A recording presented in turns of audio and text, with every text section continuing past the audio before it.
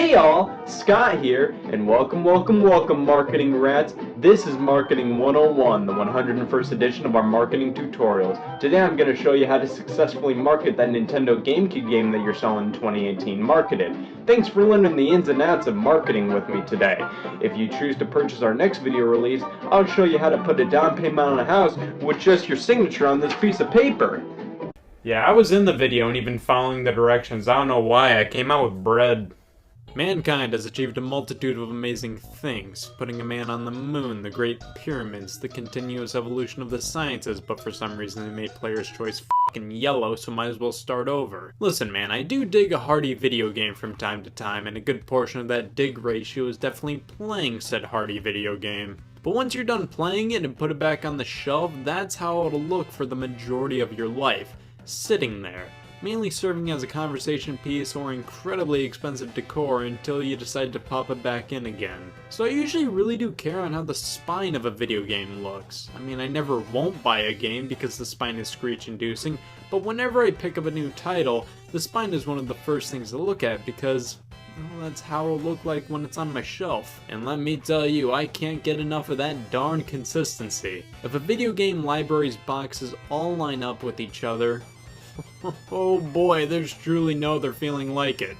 I know, I've talked scoliosis enough in the past. I'll make this little spine tangent as brief as I can possibly make a spine tangent. Take the PS4 games for example. They all have the same PS4 headers followed by a custom spine featuring the game logo and art. The fact that they all have their own custom art and logos with the same PS4 header, wow.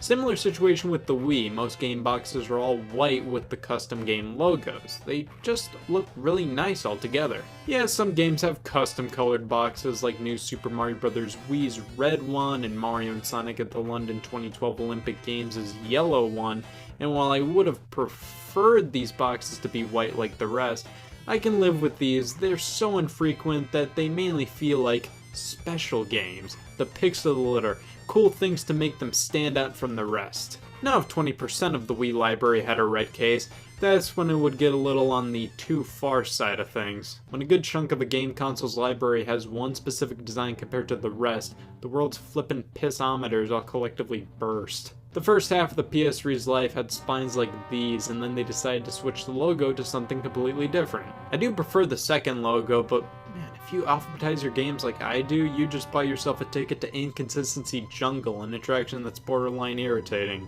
The Wii U's spines, however, were deservingly absent from the nominations at the Spinies years 2012 through 2017. They obviously tried to make them all consistent, but all it did was irk. They continually kept on flip-flopping between stock generic fonts and actual game logos. Like, why does Mario Tennis Ultra Smash, Star Fox Zero, and Game & Wario have their own logos, but then Splatoon, Captain Toad Treasure Tracker, and New Super Mario Bros. U have this generic font? Then they allowed Capcom and Square Enix to make one game each with a black spine for some reason, and then they made Star Fox Guard's box have this eggnog stain of a color. Nintendo even forgot to add the blue ridge on the top of the Wii Sports Club box. I do prefer having colorful spines that feature art from the game and the game's logo, but if a game console library's spines are one way, game publishers, please follow in everybody else's footsteps. The Nintendo Switch library sees the majority of games use the same font on a red background, and while that doesn't leave a lot of room for creativity,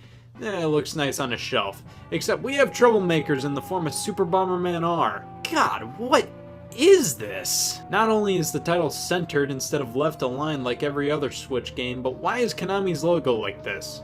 Why? Overall, I like some consistency in my game boxes. Is it OCD? Well, as somebody who unknowingly has OCD would say, I don't know. So please take this into consideration when I paint this picture in your head. Popular must-have games, reprinted for low, low prices. I don't know about you, but I had myself at so please take this into consideration. But there's a catch.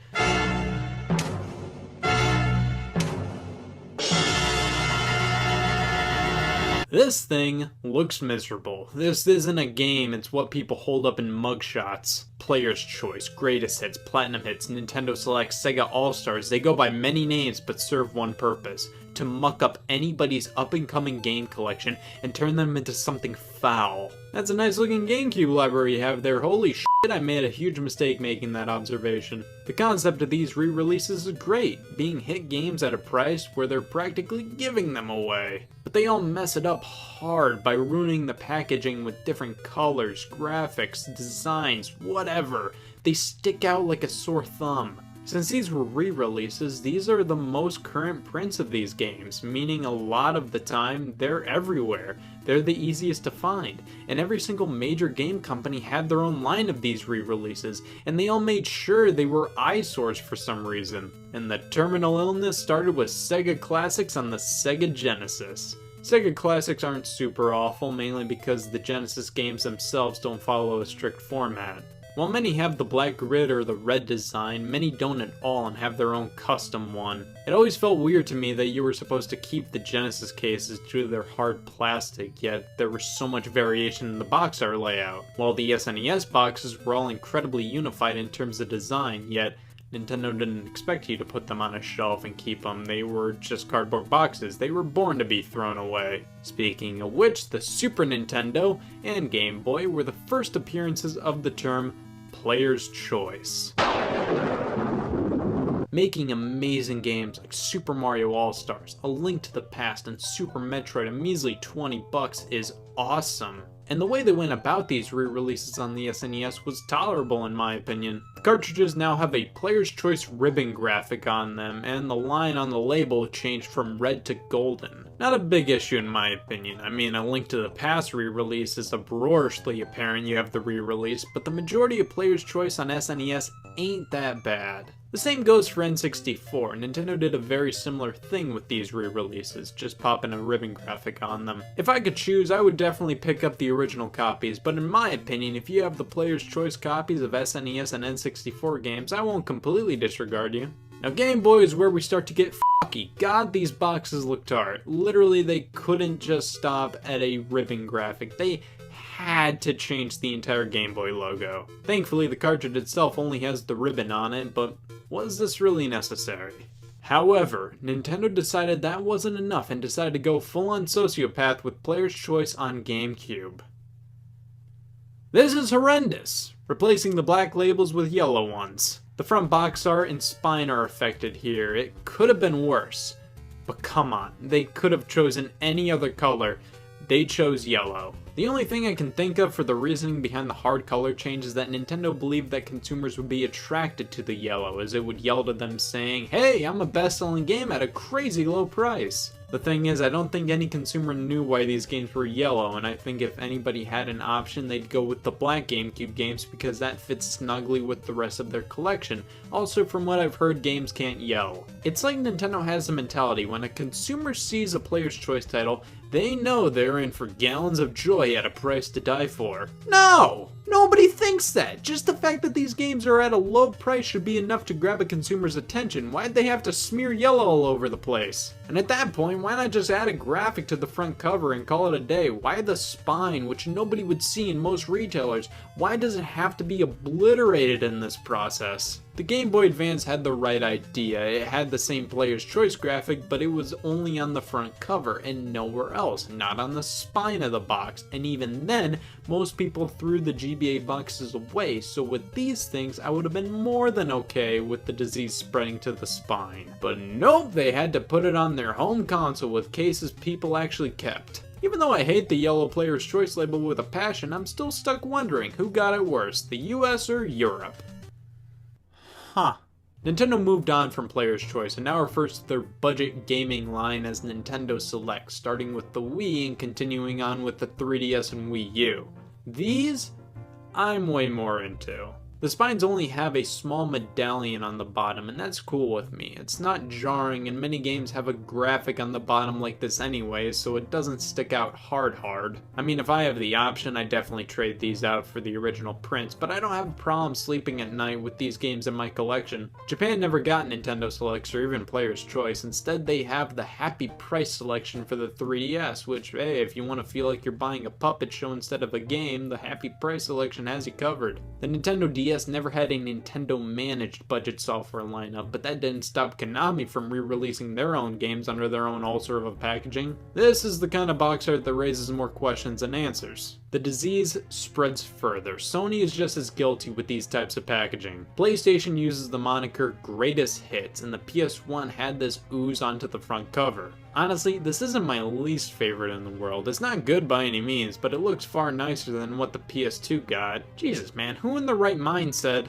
burgundy? How is this color appealing to anybody below the age of 80? And why is the header now curved? PS3, we have red. Better than the PS2, but still not the greatest in the world because now the case is red too. Speaking of red, Sega had one more crack at the re-releases with the Dreamcast in the form of Sega All-Stars, which are basically less annoying forms of the PS1's greatest hits. But we still have this monstrosity to go over. Xbox's Platinum Hits. Microsoft made sure you damn well knew you had a Platinum Hits copy of a game, as the entirety of the box is coded in this thing. The header, the box art itself has a border, the spine, including where the game logo is. It's just creamed to bits. I mean, at least it's silver, which is a pretty conservative and nice looking color. It does clash with the others, but at least it's not yellow compared to black or burgundy compared to black. I don't know, I don't like these at all, but I still have a burning or hatred for Player's Choice and Greatest Hits from that generation. But don't worry everybody, Microsoft redeemed themselves in terms of not pissing me off enough, because let's talk about the Xbox 360 generation, where they had so many different designs for Platinum Hits games, it's hard to keep track of. The first design was this, basically a border around the box art in the spine where the game's logo was changed to be this gray thing. Honestly, not that bad. It doesn't really stick out that much in comparison to other games. Then they change it to this, where Platinum Hits spreads to the header and enlarges the spine's header as well. This one is gross. I hate the fact that the 360 header on the spine is way longer than it needs to be. After this, there were a few Platinum Hits that just had a simple logo on the front cover with nothing else, and my god, this is how you do it. Just a little graphic on the front is fine, it's perfect. After these non-complaints, Microsoft went back to the drawing board and came back with this. What is this? So the header is the same elongated one from before, but now with a gradient from gray to white. I never liked how the text was in white, so it got harder and harder to read against the gradient. But why? Why is the spine white with the most stock generic font imaginable? There's no reason for this. Why does it look this way? Recently, Microsoft has re-released Xbox 360 games that are backwards compatible with the Xbox One in this new packaging that looks like the Xbox One boxes, but absolutely not at the same time. I hate these too. Like, why not put a graphic on the original releases that just says playable on Xbox One? Instead, you have it clash with the rest of your Xbox library no matter what console you have. Have an Xbox 360? Doesn't look right next to the rest of the games. Xbox One? Same thing, because it's a standard DVD case compared to the Blu-ray size cases of the Xbox One. There is no reason why these re-releases should stick out this badly. And you know what's even worse? Some games were exclusively released in this packaging. Pikmin 2's Wii release took a while to get here in North America, and when it did, Nintendo slapped a Nintendo Selects border on it. Why? This game was never released in North America. How can it already be a Nintendo Select? Some people go for complete sets of these re-releases, and you know, that must be a fun thing to collect. Good on those people. But for everybody else, if you just wanted to play Super Mario Sunshine and have the Player's Choice copy, it looks janker than jank next to the rest of your games, and it doesn't need to be. They didn't have to change the look of the spines, they didn't have to change the color of the cases, they could have just popped a graphic on the front that said bestseller, lower the MSRP, and call it a day. But the fact that they went the extra mile deserves a solid shake of the fist. And thus, it was torn, it being that, because that tears it. I'm gonna form a strongly worded verbal letter to Nintendo about these roadkills of re-releases. Hey, Nintendo! Why'd you have to make Player's Choice so lame? Well, sir, it was the player's choice. Oh, God. We did this.